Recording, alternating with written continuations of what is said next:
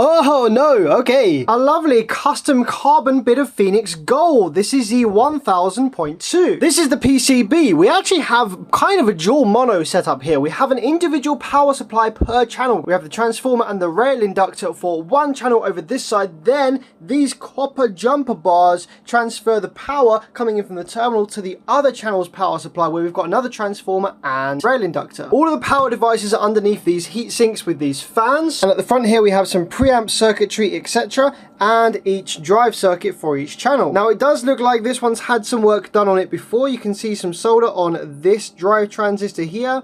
A little jumper wire here going over here, perhaps that's not present on the other channel. So let's power it up and see what it's doing. Bit of current draw to build the rails. Now wait for the biasing circuit to activate.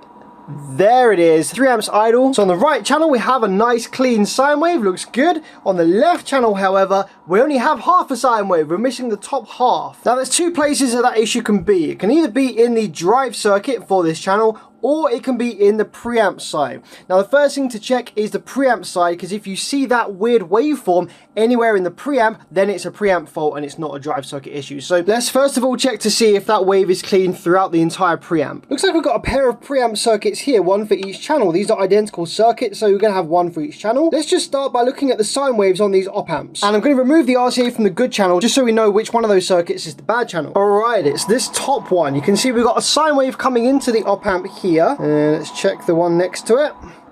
Ah, that's not looking good. Pin 1, the output of one of the internal op amps, has that wave on it as well. Pin 5, that has 9.5 volts with a little wave riding along it. That shouldn't be there. We should only have DC on 4 and 8 where the VCC is, so that's definitely not right. We've got negative 8 volts on pin 6. Right, let's check our VCC. So pin 4 we have negative 14.7 volts, that's good. Pin 8 we should have a positive version of that.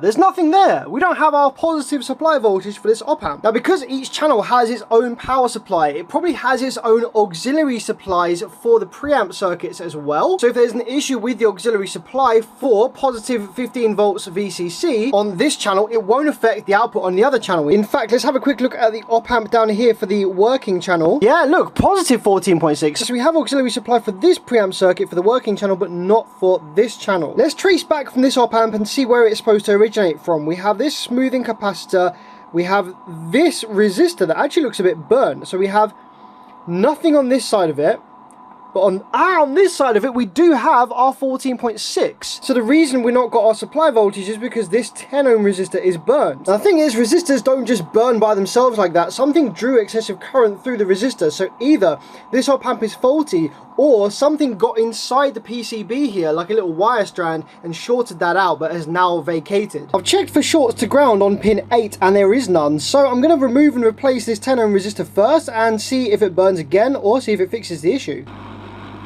Okay, that is replaced. Let's see what happens. So I'll probe pin 8.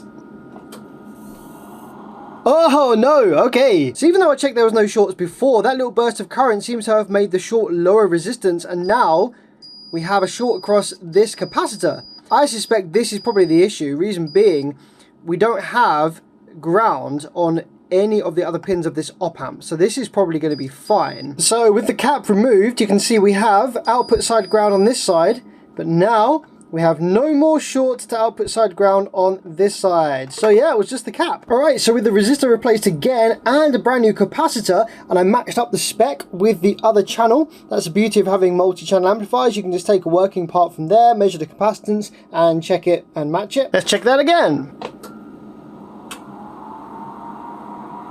Okay, no more smoke. We have a stable 14.3 volts on positive VCC, and we have a nice clean sine wave on the outputs.